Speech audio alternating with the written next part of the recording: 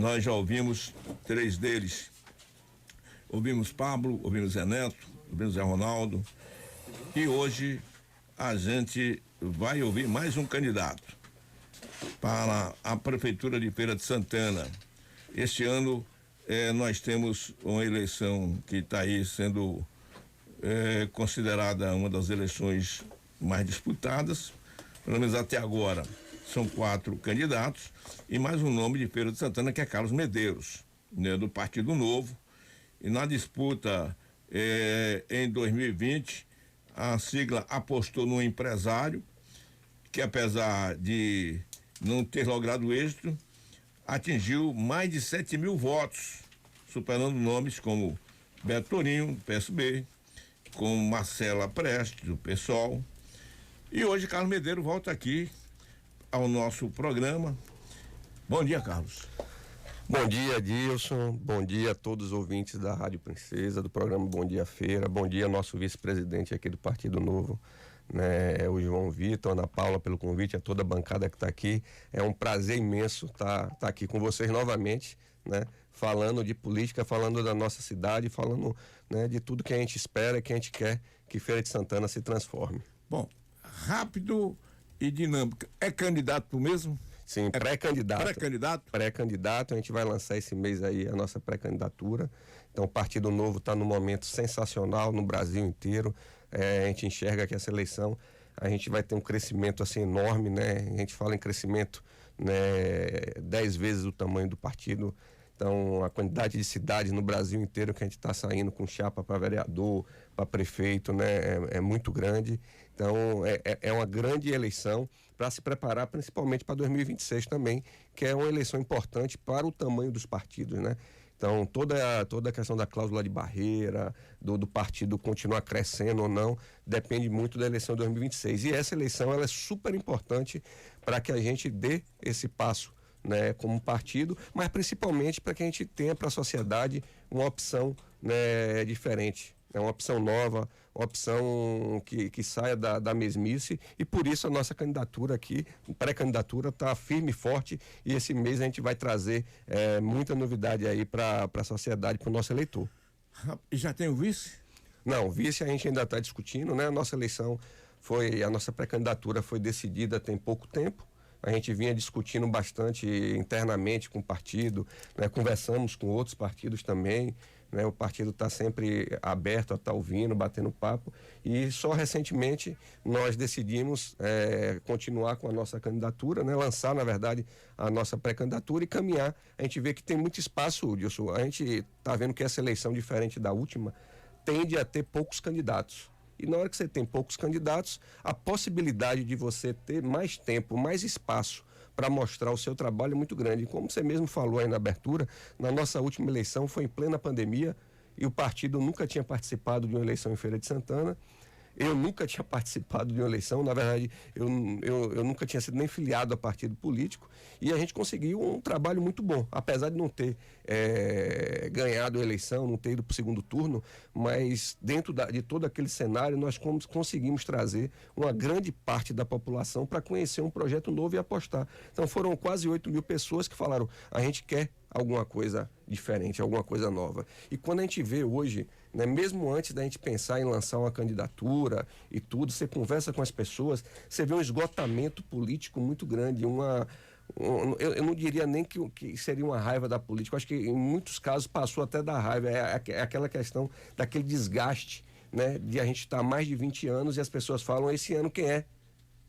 Quem são os candidatos? E aí vem na cabeça as mesmas pessoas sempre. Então a gente tem que aproveitar esse esgotamento agora com toda essa capacidade que a gente tem, que não teve na última eleição, de mostrar as nossas propostas, o nosso trabalho, o que a gente quer. E como você falou, né, Dilson, Feira de Santana é uma cidade sensacional, tem um impacto de rádio muito grande, são mais de 300.000 carros, né, que todos têm rádio, e agora eles vão ter muito mais oportunidade de estar ouvindo a gente do que teve lá no passado, principalmente por causa da pandemia, principalmente porque foi uma eleição onde o partido entrou de última hora, e a gente já tem a base do ano passado, né? A gente vem num momento diferente. O Partido Novo tem um dos principais eu diria, um dos principais, não pré-candidato, mas uma das principais figuras no Brasil hoje, que pode ser o candidato a presidente da República da direita, que é o Romeu Zema, o nosso governador de Minas Gerais.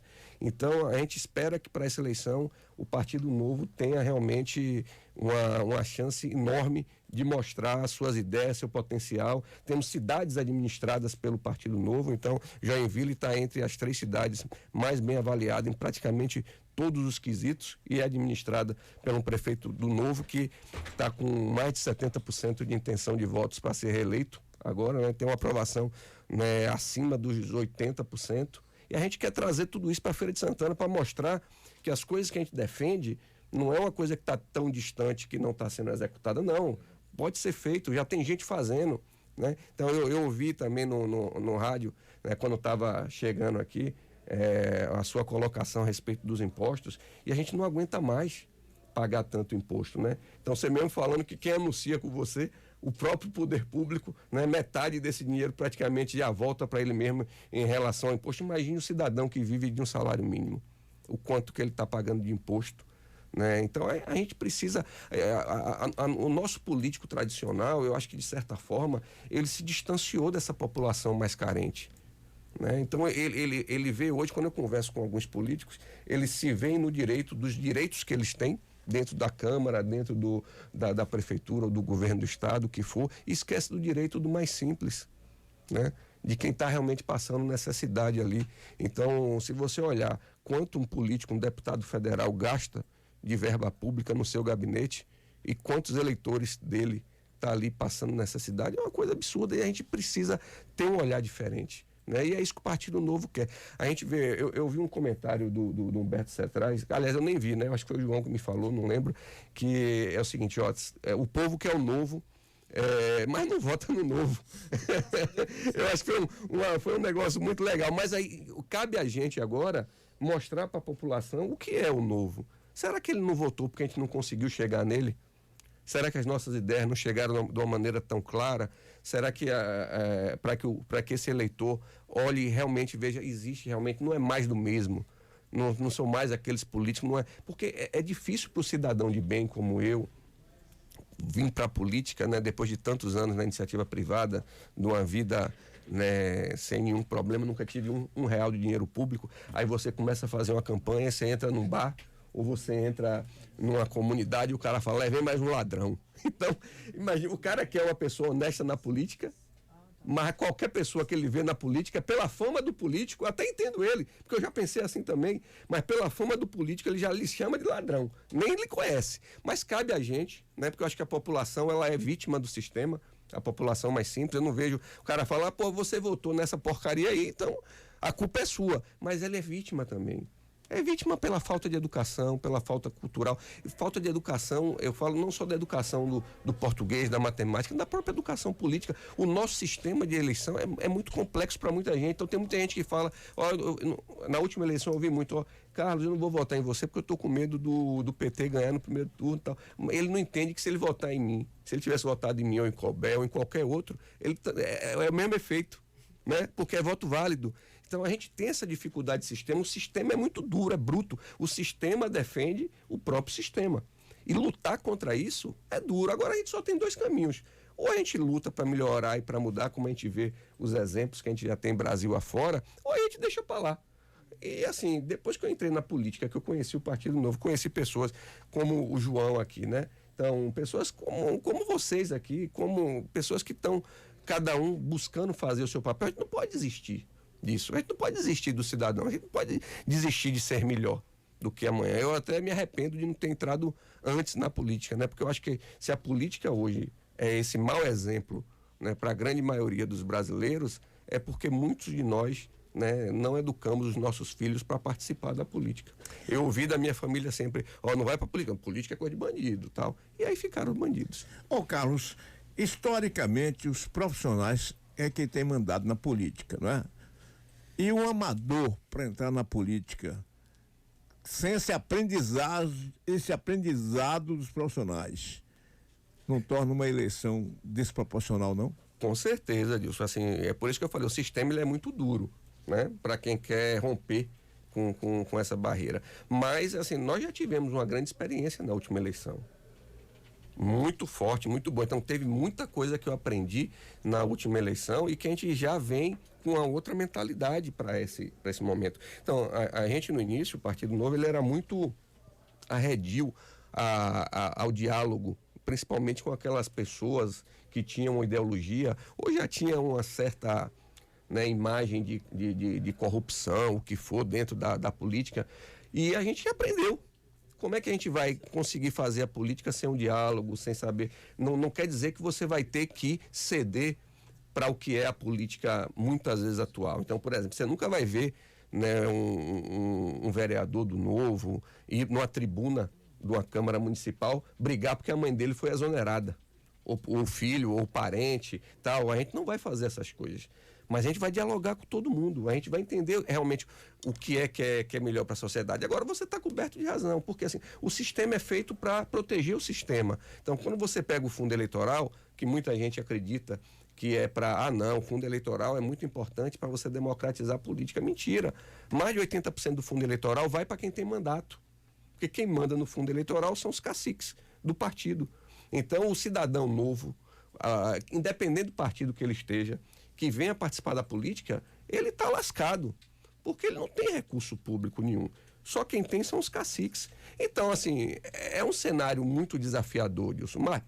Mas, como eu falei, a gente só tem dois caminhos, né? Desistir, né, da política e continuar deixando as coisas como estão, ou fazer um trabalho onde a gente comece a despertar cada vez mais a sociedade que existe um caminho. Né? Talvez, né, esses 8 mil votos que nós tivemos lá atrás se reverta agora em 30, em 40 e se eleja um vereador ou dois, né? E você vá realmente mostrando, porque eu sei que às vezes é difícil, você traz exemplos de outras cidades que o Novo administra, como Joinville, eu falei aqui, ou como governador de Minas Gerais, é um pouco distante do nosso público, né? Ele não está vendo aquilo na prática. Mas na hora que você coloca um vereador, por exemplo, dentro de uma Câmara Municipal, com a postura que a gente tem, né, do diálogo, de melhorar a cidade, mas com uma postura muito ética e correta contra privilégios, né, levando para a população realmente aquilo que a população precisa, deixando de brigar pelo seu tio, pelo seu filho, ou pelo seu parente ali, ou pela aquela pessoa ali que está colado nele só por causa da política, aquele puxa-saco que vive o tempo todo, mas olhando para a sociedade como um todo. Como é que um jovem se forma um enfermeiro ou uma enfermeira e ele só tem oportunidade no poder público se tiver QI, né? Quem indicou. Aí tem que acabar com isso. Está na hora de acabar com isso. Partindo do pressuposto de que nós temos um início de campanha em que as pesquisas mostram Zé Ronaldo, Zé Neto, Pablo, e você não estava no circuito, aparece, seguramente agora começará a aparecer para alguns números. E que as chances, dentro de uma realidade, as chances são bem menores. E partindo desse pressuposto que na eleição passada você teve 8 mil votos, 7 mil votos, vamos admitir que você tenha votos, mas não chegue tanto para a eleição. O partido apoiaria que grupo no segundo turno? Não apoiaria ninguém? Olha, é muito difícil você falar de um segundo turno quando você está participando ainda dele no primeiro turno. É lógico que se você verificar hoje as pesquisas, né? Eu nem era pré-candidato, né? Quando foram feitas essas pesquisas, mas mesmo que tivesse sido, a gente com certeza estaria aparecendo lá, né? Numa proporcionalidade muito pequena, né? Mas foi assim que começou o Romeu Zema, né? Quando começou a apuração do primeiro turno em Minas Gerais, simplesmente o escritório de campanha do Partido Novo lá tinha sido fechado, porque eles não acreditavam que ia chegar no segundo turno naquele momento. Se você pegar nesse mesmo período, né? A gente está falando aqui agora de abril para outubro a eleição, e você pegar onde estava o presidente Bolsonaro, né, em relação à pesquisa, aparecia com 1%, 2%, 3%.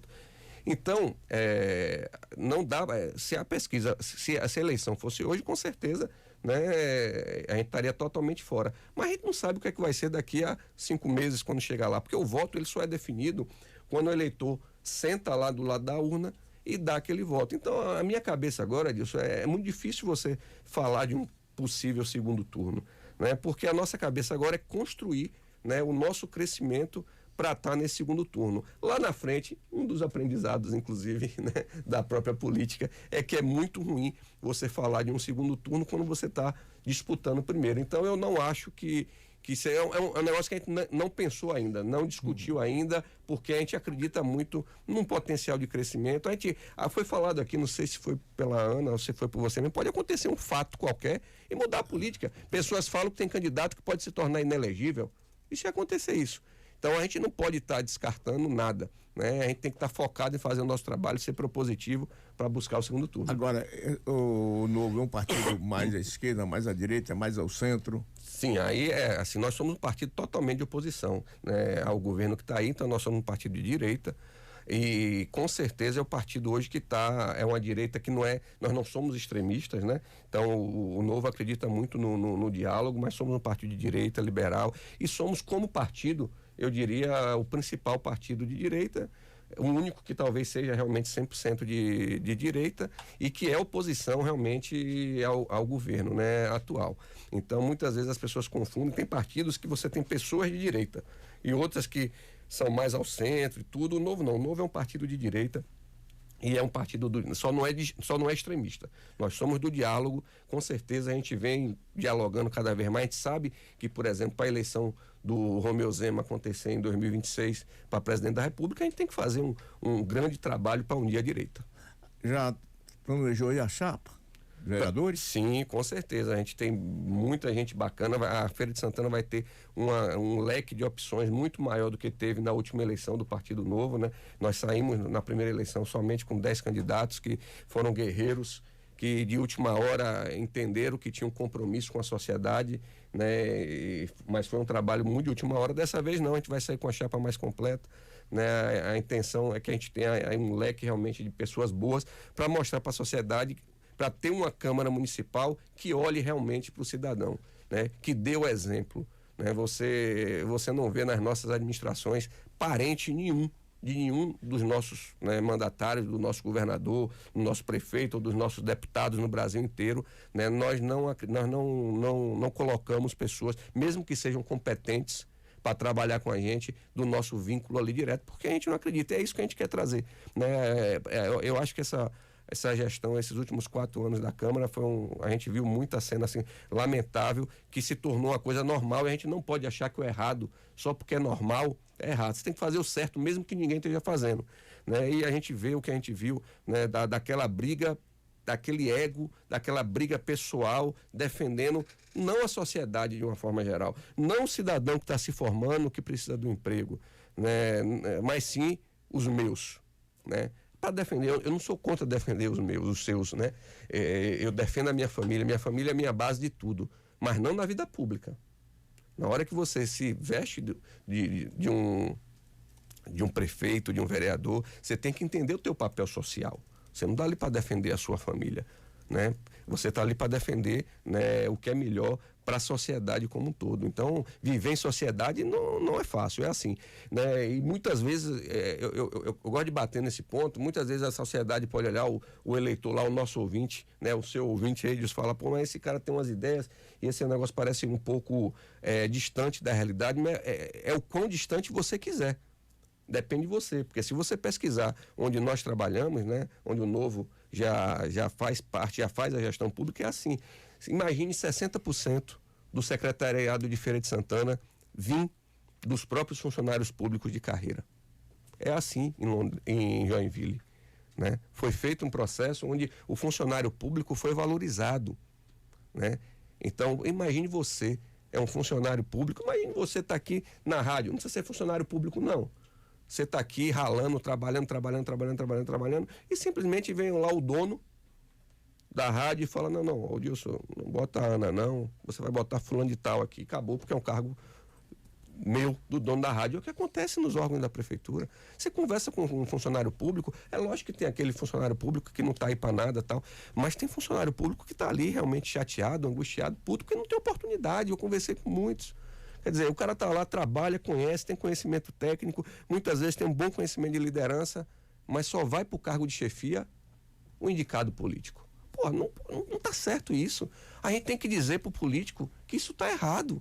A sociedade precisa dizer isso. E como é que vai dizer isso? É através do voto. Nós só temos duas formas de mudar, né, radicalmente a sociedade. Uma através da luta armada, que eu estou fora, não sei atirar, não pego em arma e tal, e outra através do voto. E é isso que o Novo vai trazer para a sociedade, vai trazer essas ideias, não só, de novo, ideias que estão sendo praticadas, né? Nós não estamos falando aqui de nada que não seja praticado.